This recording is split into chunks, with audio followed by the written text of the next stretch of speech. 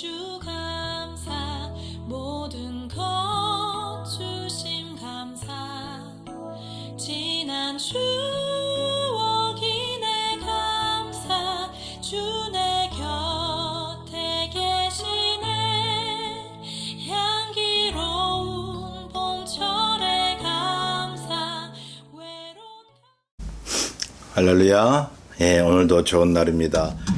오늘 함께 나누실 말씀은 시편 42편 1절에서 5절입니다.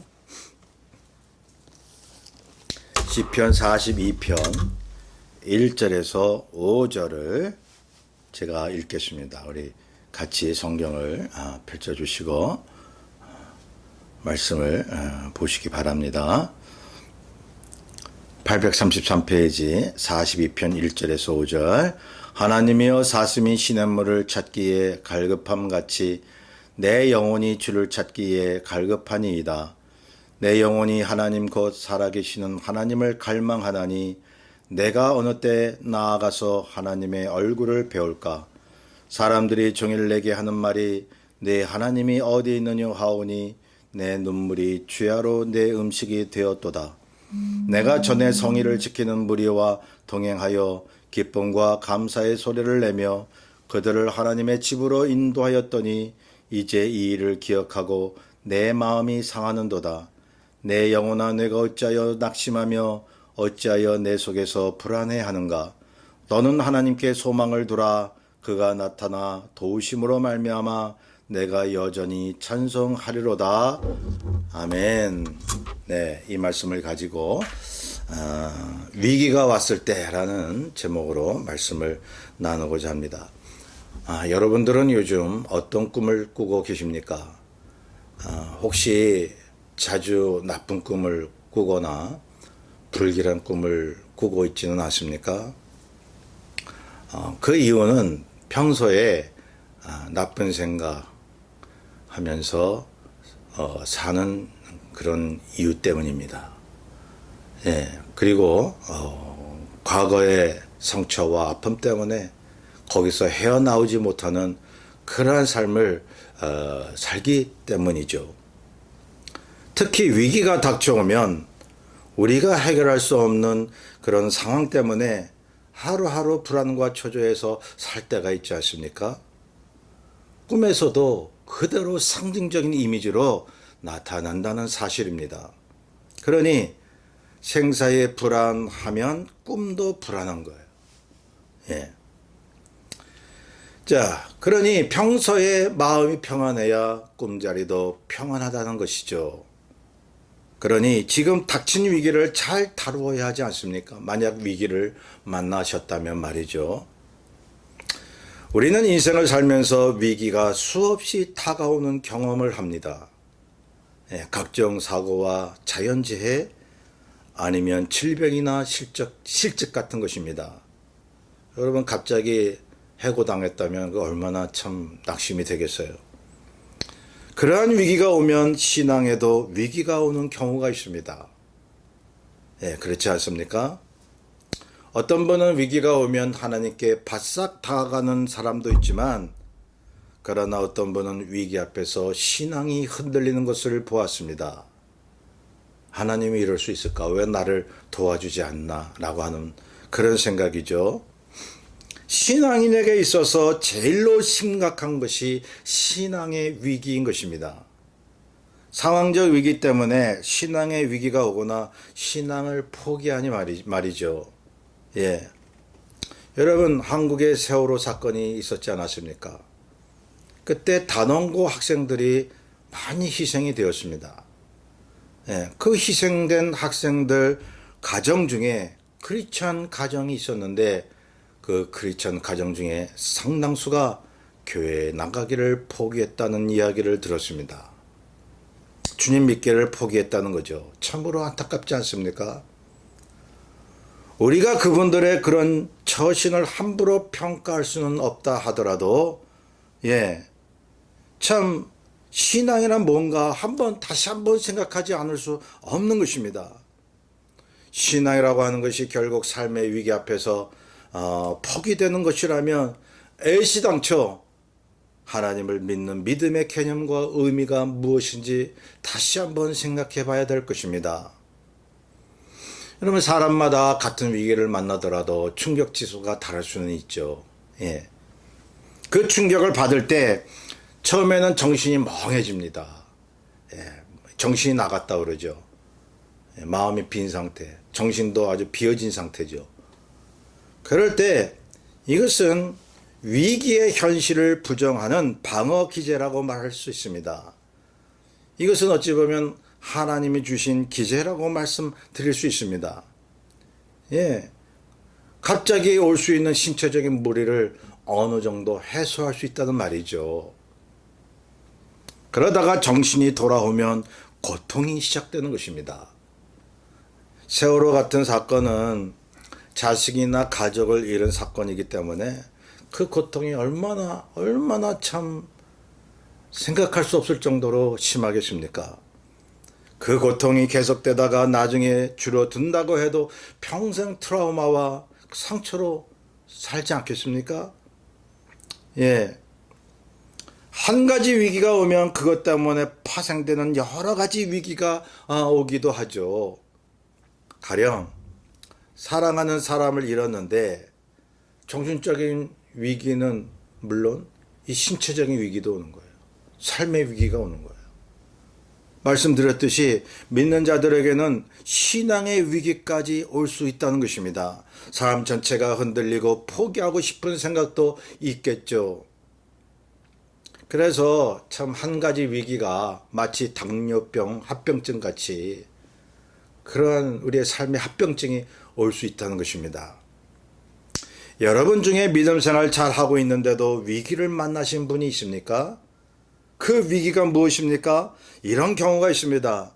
하나님과 주변 사람들이 보기에 전혀 위기가 아닌데 본인이 위기라고 생각하는 경우가 있죠. 이런 사람들은 과거서부터 이 상처와 어려움을 많이 당한 사람들이에요.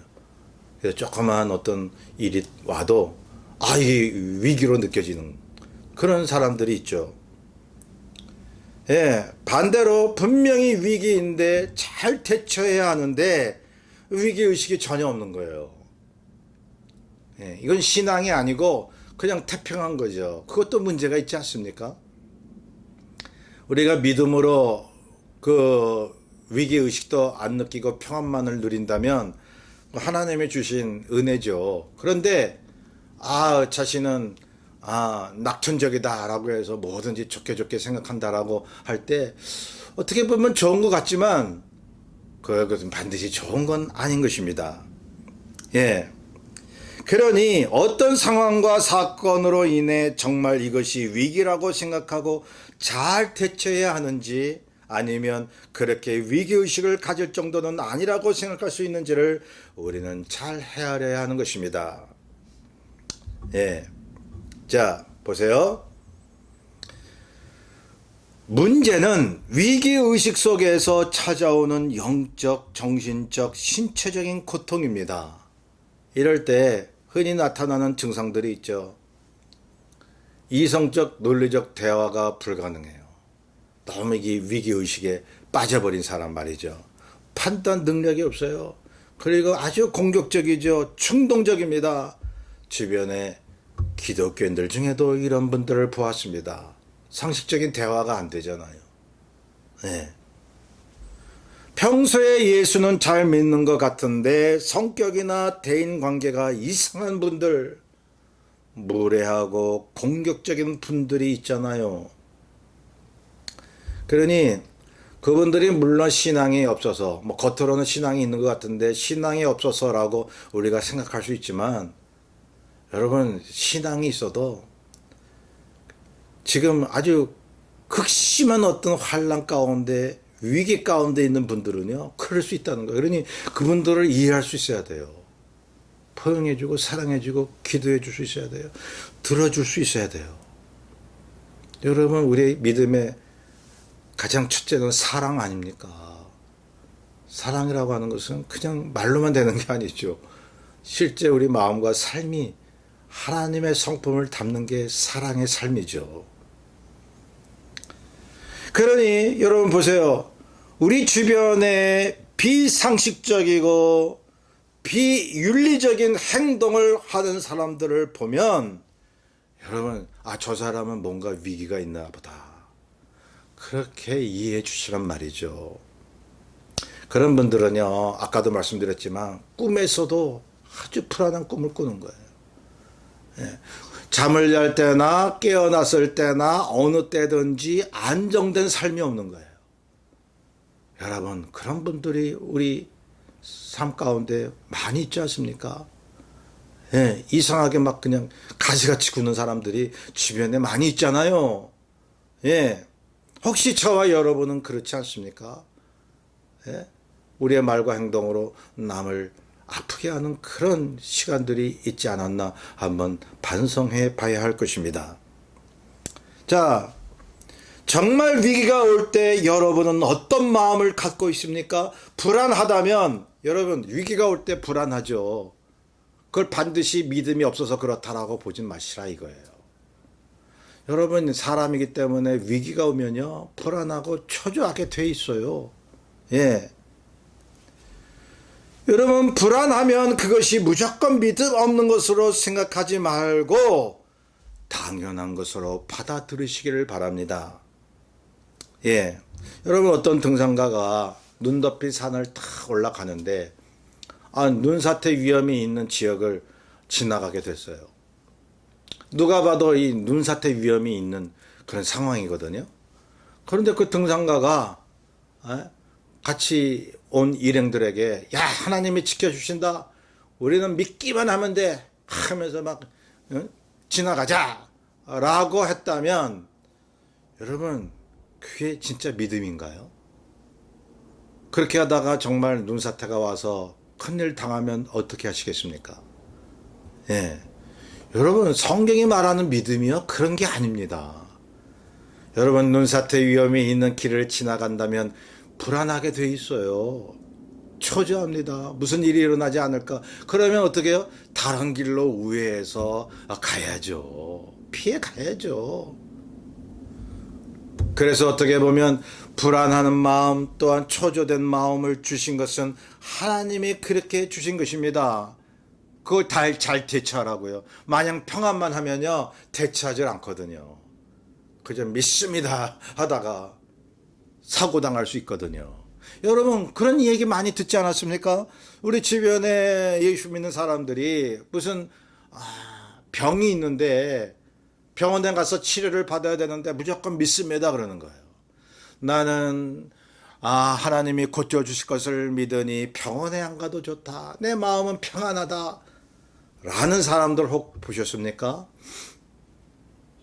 여러분, 병원에서 의사들이 그래요. 예수 믿는 사람들이 그러다가 병이 도지거나 죽는 경우가 있다고요. 그러니 우리가 크리스찬으로서 얼마나 세상 사람들에게 창피한 겁니까? 여러분, 병이 있고 위기가 오면 불안하게 되어 있습니다. 안정감을 찾지 못합니다. 그래서 거기에 대처하려고 하나님을 찾게 되어 있고, 불안한 가운데 그 마음속에 평안을 달라고 기도하게 되어 있습니다. 그렇게 하나님이 인도하신다고요. 그러니 말이죠, 위기가 오면 마냥 평안한 게 이상한 거예요. 여러분, 성경을 보십시오. 위기를 만났을 때 믿음이 있는 사람들 누구나 불안했습니다. 고난을 만났을 때 낙심했습니다. 하나님은 위기를 만난 우리가 믿음이 있다고 해서 무조건 평안하기만을 바라시는 분이 아닙니다. 만약 문제의식 없이 평안만 하면 하나님 떠나게요? 하나님 앞에 기도하지 않게요? 애타는 마음이 없게요? 위기와 환란이 오면 마음의 경고로 당연히 불안감과 스트레스를 겪게 우리를 만드신 것입니다. 고통의 느낌을 허락하십니다. 그 불안과 고통 속에서 하나님을 찾게 하시는 것이며, 그리고 나서 하나님이 그 불안과 고통을 체하여 주시는 것이죠. 단계가 있는 거예요, 여러분. 물론 위기가 오자마자 평안하고 마음속에 안락을 느끼는, 성령 안에서의 기쁨을 누리는 사람도 있어요. 믿음으로 그렇게 한다면 좋은 거죠. 하나님이 주셨다면. 그런데 마냥 그렇게만은 생각할 수 없다는 말이죠. 우리가 저와 여러분이 항상 성령에 충만해서 어떤 일이든지 불평하지 않고 마냥 천국같이 예수님같이 지금 살고 있습니까? 때로 죄 짓잖아요. 낙심하잖아요. 불평하고 미워하잖아요.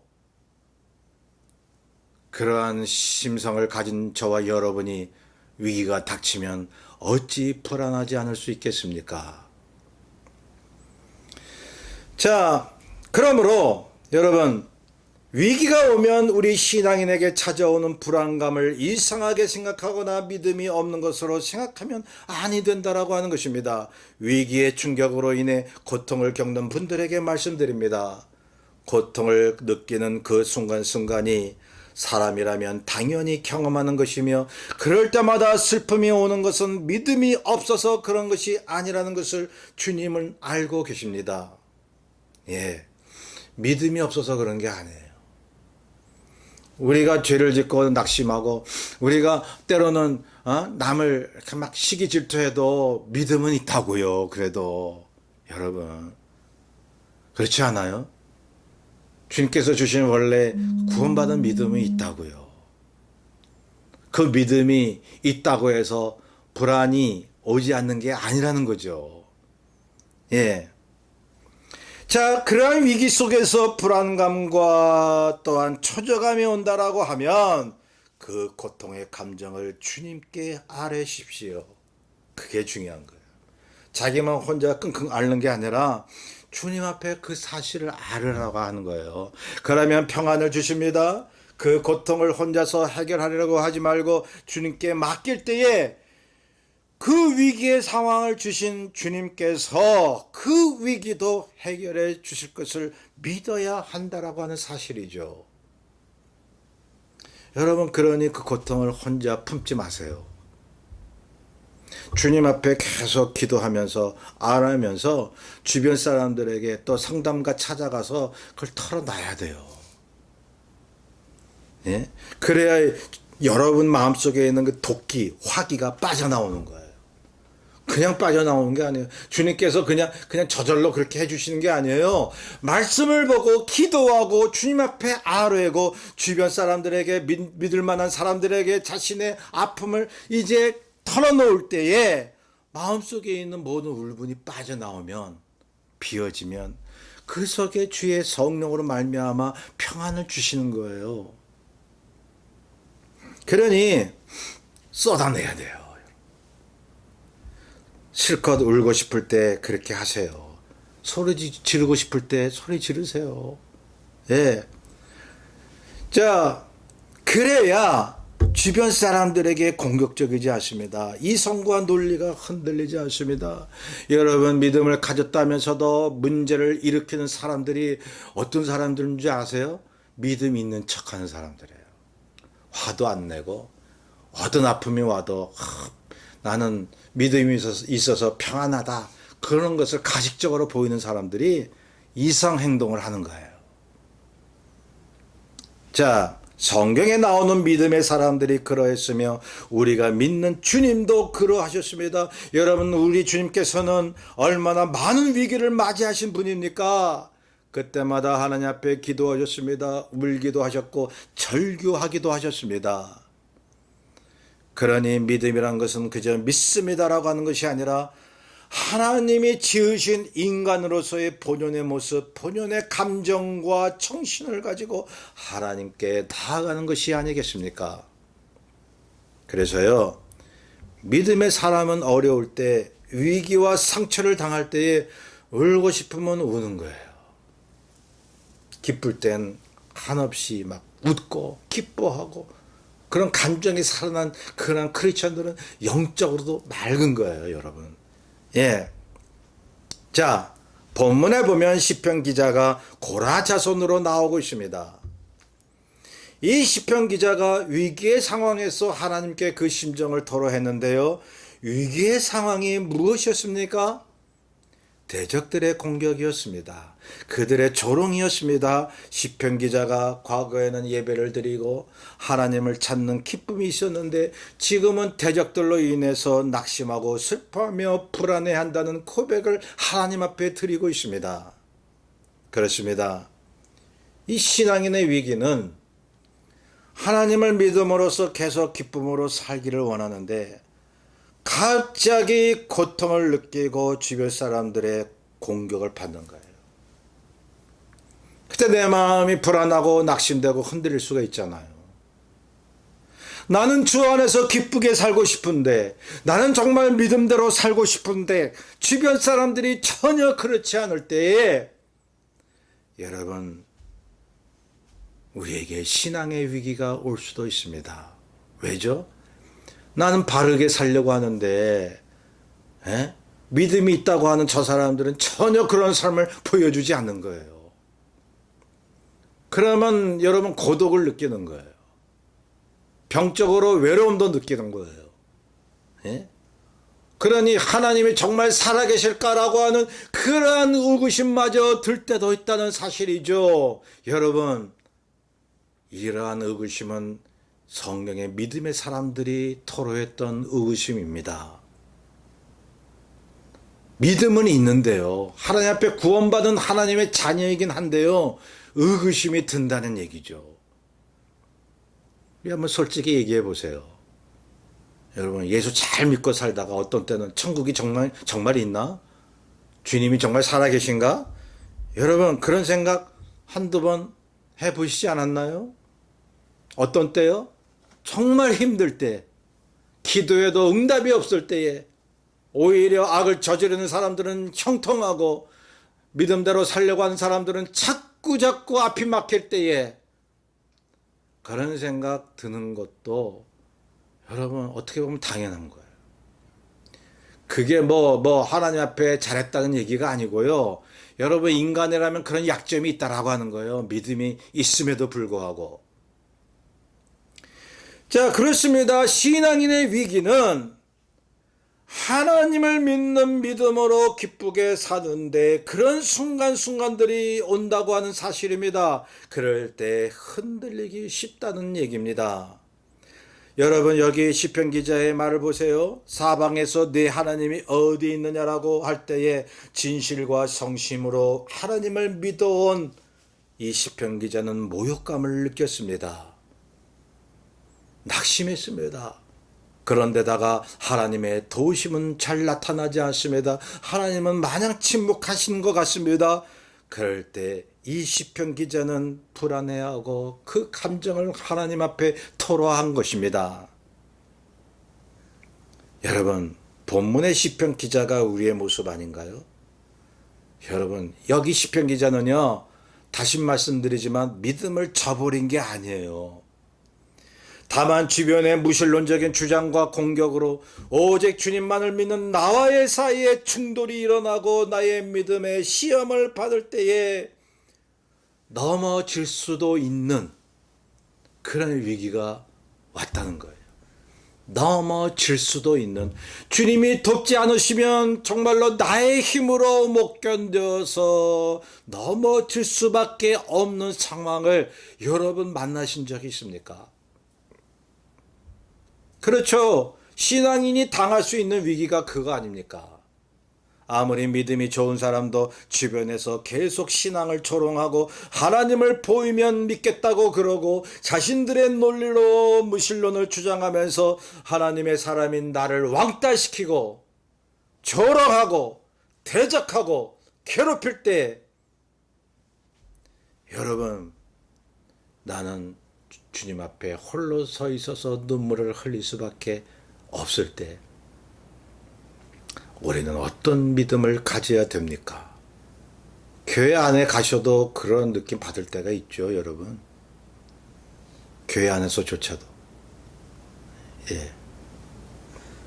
자, 6절부터 보면 그래서 시편 기자는 낙심했다고 했습니다. 슬퍼했다고 했습니다. 불안했다고 했으니 믿음의 위기를 말하고 있는 것입니다. 믿음은 있는데 위기예요. 예, 성도 여러분, 믿음은 없어지지 않았는데 주변의 공격과 시험으로 인해 그 믿음이 흔들리는 경험이 있으십니까? 그러나 걱정하지 마십시오. 이 시편 기자가 한 것처럼 하시면 됩니다. 어떻게 해요? 첫 번째 보면 말씀드렸듯이 1절에 보세요. 위기가 올수록 하나님을 갈급히 찾았습니다. 목마른 사슴이 시냇물을 찾는 것처럼 하나님께 부르짖었습니다. 갈망했습니다. 하나님의 얼굴을 뵙기 원했습니다. 그리고 3절에 보면 자신의 슬픔과 불안으로 인해 터져나오는 눈물이 있었습니다. 3절에 내 눈물이 취하로 내 음식이 되었도다라고요. 그래요. 자꾸 강조하는 거예요, 제가. 믿음의 사람들이 자신의 감정으로 통곡하고 울었다고요, 하나님 앞에서. 예, 주님의 마음 아닙니까? 함께 우시는 우리 주님. 계속 보시면 마음이 상했다고 했습니다. 그러니 보세요. 믿음의 사람은 위기와 고난이 옴으로써 당하는 불안과 슬픔을 감정과 눈물로 그대로 보이지 않습니까? 하나님께 말입니다. 이것은요, 영적으로 살아있다는 거예요. 예. 감정을 통해서 영적으로 정말로 소생하는 힘을 우리가 얻을 수 있는 것입니다. 위기와 충격으로 인해 아무리 믿음이 흔들리고 아무리 불안해하여도 하나님께 눈물로 다가가는 자는 결코 믿음을 잃을 수가 없는 것입니다. 있는 그대로의 감정을 가지고 하나님께 나아가는 자는 감정의 하나님께서 함께 울어주시는 거예요. 감정의 주님. 예. 나사로 무덤 앞에서 우신 주님. 어떤 분들은 나사로 무덤 앞에서 우신 거는 모든 인류를 위해서 이리 우신 거래요. 예? 여러분, 뭐 그렇게도 볼 수 있지만 말이죠. 정작 그 나사로 무덤 앞에서의 주님의 눈물은 그 가정의 슬픔에 같이 동참하는 눈물이셨어요. 주님께서는 범세계적으로 모든 인류가 주님 앞에 나오기를 원하시고 통곡도 하시고 예루살렘을 보면서 이제 눈물을 우셨죠. 그런데요, 한 개인 한 가정을 위해서도 눈물을 흘리셨다고요.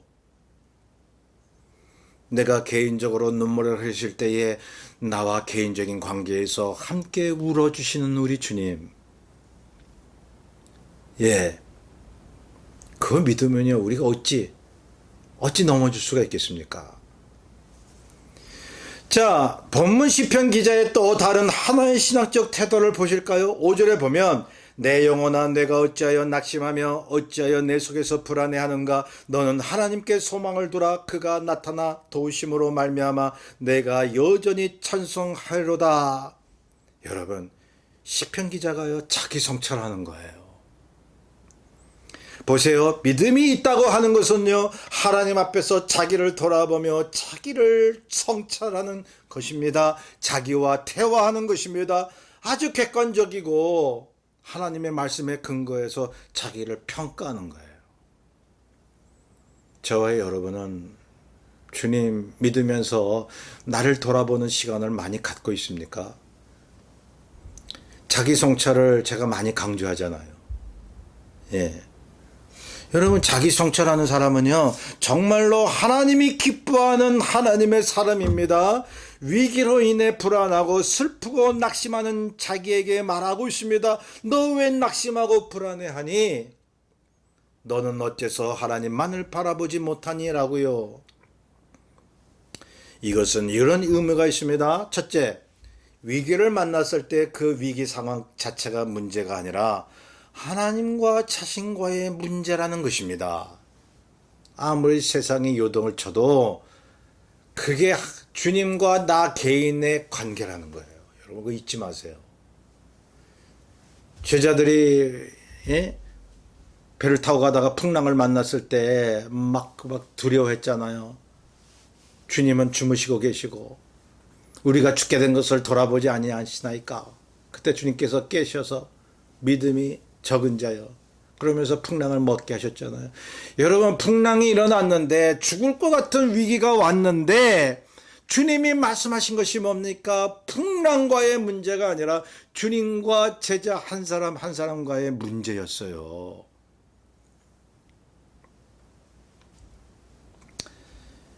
여러분, 자, 두 번째 보면 위기를 만났을 때 불안하고 슬픔을 당하는 것이 당연한 것인데도 하나님을 믿는 자는 그 불안과 슬픔이 오히려 기쁨이 될 수 있다는 것을 믿는 것입니다. 세 번째로 위기는 하나님이 주신 것이기에 하나님이 처리하신다는 믿음입니다. 그래서 이 시편 기자가 자신을 향해 이렇게 말한 것입니다. 5절에 너는 하나님께 소망을 두라. 그가 나타나 도우심으로 말미암아 내가 여전히 찬송하리로다. 그러니 성도 여러분, 다시 한번 말씀드립니다. 위기가 와서 불안하고 슬플 때 그 감정 자체를 부정적으로 여기지 마십시오.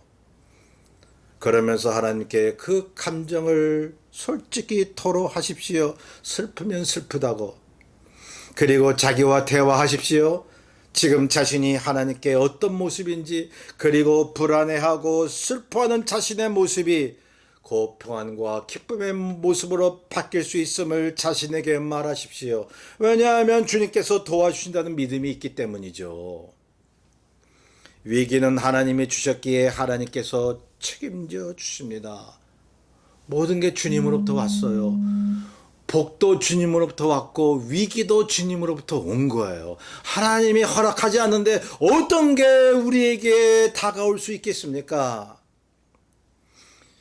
여러분, 우리 인생 중에 수없이 위기가 닥쳐오고 있으니, 여러분, 청소년 때는 청소년 위기가 있는가 하면 청년 때는 청년 위기가 있었습니다. 중년 위기, 결혼 위기, 노년 위기뿐 아니라 중간중간 각종 질병과 사고의 위기가 올 수 있습니다. 그에 따라 신앙의 위기도 올 수 있으니, 그 위기가 오더라도 여러분, 그 위기로 인한 고통의 감정에 솔직하십시오. 믿음 있는 척하지 말라 이거예요. 그리고 모든 나의 문제를 담아서 주님께 나아가십시오. 주변을 보는 것이 아니라 주님과 자신을 보십시오. 그리고 이렇게 자신에게 외치시길 바랍니다. 너 왜 불안해하고 있니? 오직 주님만 바라봐. 주님이 도우셔서 너에게 그 평안과 기쁨을 주실 거야. 자신에게 그렇게 얘기하라는 거예요. 그게 성경적이지 않습니까? 이렇게 되면 실제로 문제가 해결돼도 좋지만은 해결 안 돼도 상관이 없게 됩니다. 왜요? 주님이 나에게 기쁨과 평안으로 함께 하신다는데 뭐가 문제예요? 뭐가 두려울 게 있어요? 이것이 위기를 믿음으로 대처하는 우리 신앙인의 삶이 아니겠습니까? 위기가 언제 닥쳐오더라도 그 위기를 복으로 바꾸시는 저와 여러분 되시기를 주의 이름으로 축원합니다. 우리 뜻을 잘 생각하면서